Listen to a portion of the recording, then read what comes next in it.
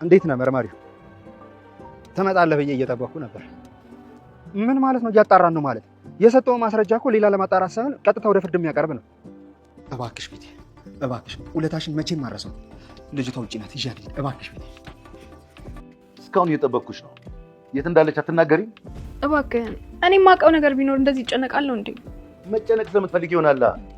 ገዜ ብልጥ ሁን እንጂ እንዲህ ስላሰቃያት ምንም የምታገኘው ነገር የለም። ባይሆን ሌላ መንገድ መፈለግ ይሻላል። አንቺ ዝም በይ። ምን እያደረክ? ልቀቃት እንጂ። ናቲ፣ ልጅ የት ናት? አታስቢ፣ ልጅሽ ጥሩ ቦታ ናት እኮ። የት? አባዬ ጋር። ወይኔ ጉዴ! አለሜን ፍለጋ አባዬ ጋር ሲሄድ ልጄን ቢያገኛትስ? መሄድ አለብኝ። ናቲ፣ ተረጋጊ እንጂ ምን ሆነሻል? ታውቂያለሽ አይደል እንዴ አባዬ ምንም ነገር ቢፈጠር ልጅሽን አሳልፎ አይሰጣትም። ትሁቴ አለሜንና ናቲን አገናኛለሁ ስትል ለዛው ምርጫዋ የነበረው ከራሱ ከገዛ ቤቱ ከገዜ ቤት ነበረና ይህንን ነገር ደግሞ ቤቴ እቃወማለሁ። እንዴት ነው የምታስቢው? እንዴት እንደዚህ ልታስቢ ይቻልሽ? አሁንም ቢሆን አስተሳሰብሽን መቀየር ይኖርብሻል። እያደረግሽ ያለሽው ነገር ትክክል አይደለም ስትል ከኋላ የሚያመጣው መዘዝ ቀላል አይሆንም።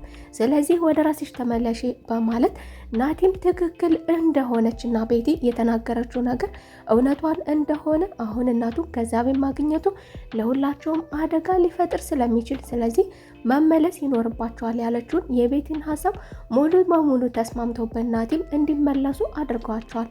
ታዲያ አለሜንም ከዚህ ቤት መመለስ ለሷ ቀላል አልነበረም።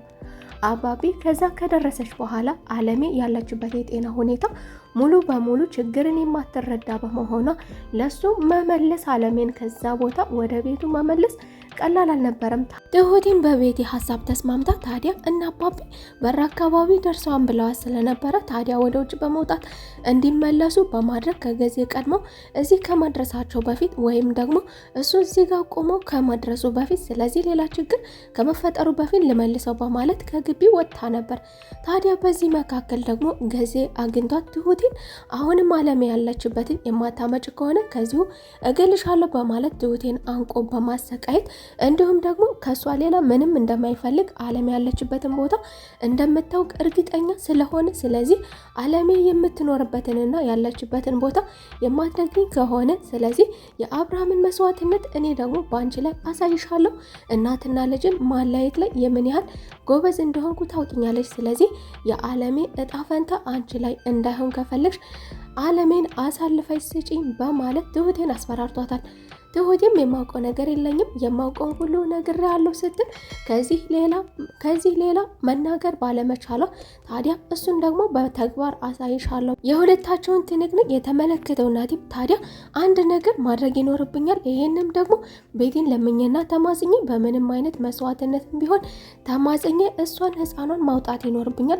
ከዚህ ከተመለሰ በኋላ አደርገዋለሁ ያለውን ከማድረግ ወደኋላ የማይለው ጨካኝ ህፃኗ ጋር ከመድረሱ በፊት እባክሽን ህፃኗን ከዚህ ላስወጣት በማለት ቤቴን ተማጽኗታል። ታዲያ ቤቴም በዚህ ልክ እኔ መስዋዕትነት የምከፍለው ለምንድን ነው እዚህ ጋር ምስጋና እንኳን የማላገኝ ሴትዮ ታዲያ ምን ቤት ነኝ በዚህ ልክ ያለችው ቢሆንም ናቲ ይሄንን ውለታሽን እስከመቼም ማረሰውም ከታች እነጊዜ ከታች ቆመው እየተጨቃጨቁ ነው። እባክሽን ህፃኗን ይዤ ልውጣ በማለት ቤቴን ተማጽኖ ህፃኗን ይዞ ወጥቷል።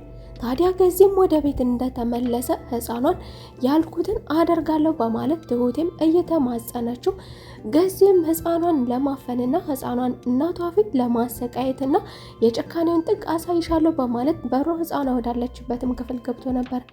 ገዚህ በቦታው ደግሞ ሲሄድ ልጅቷን አላገኛትም ነበር። ልጅቷን በማጣቱ የተበሳጨው ገዚም ደግሞ አሁን ላይ ጭካኔውን ትሁቴ ላይ አሳርፏል።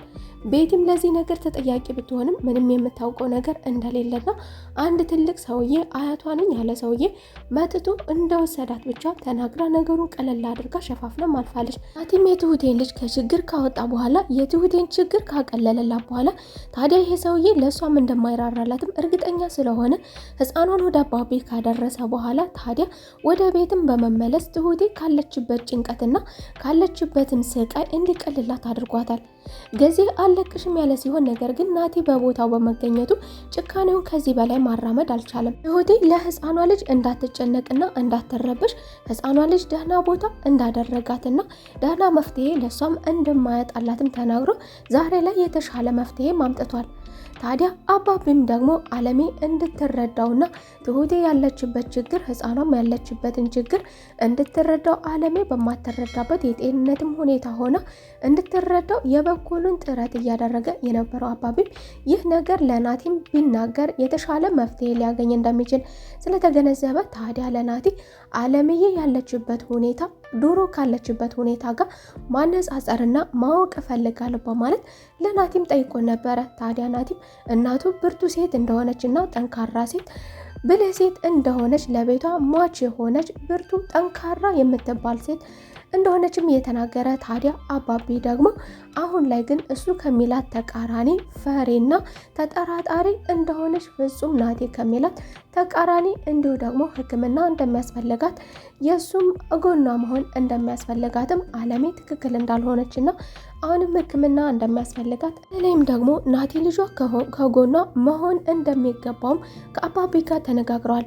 ታዲያ ትሁቴም ናቲ ልጅ የት ነው ያደረካት ማወቅ እፈልጋለሁ በማለት ትሁቴ ልጇ የት እንደሆነችና ይሄ ሰውዬ የትም ቦታ ብትሆን ክፍለ ሀገር ፈልፍሎ ህፃኗን ካመጣ ታዲያ እዚህ ማን ጋር ሆና ነው ማንም ጋር ብትሆን ይሄ ሰውዬ ምንም ነገር የማያደርገው ነገርና ምንም ነገር ውስጥ ገብቶ መውጣት እንደሚችል አውቃለሁ። ስለዚህ ቦታውን ማወቅ እፈልጋለሁ ያለችው ቢሆንም ታዲያ ናቲ ደግሞ ለትሁቴ ህፃኗ ያለችው ከአባቢ ጋር መሆኗንም ነግሯታል።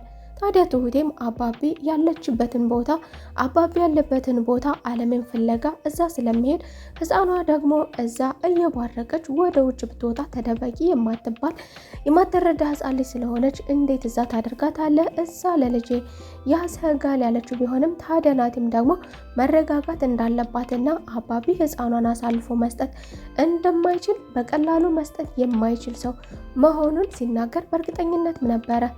ታዲያ ይህንን ሲናገርም ደግሞ ትሁቴ በፈለገችው ሰዓት ልጇን ማግኘት እንደሌለባትና ጥንቃቄ ማድረግ እንዳለባት እንዲሁ ደግሞ ህፃኗን ማግኘት የምትፈልግ ከሆነ ምሽትን ተገን አድርጋ እንጂ በጠራራ ፀሐይ በተለይም ደግሞ በፈለገችው ሰዓት ማግኘት እንደማትችል ይሄ ሰውዬ እንደሚከተላትም እየተናገረ ነበር ናቲ።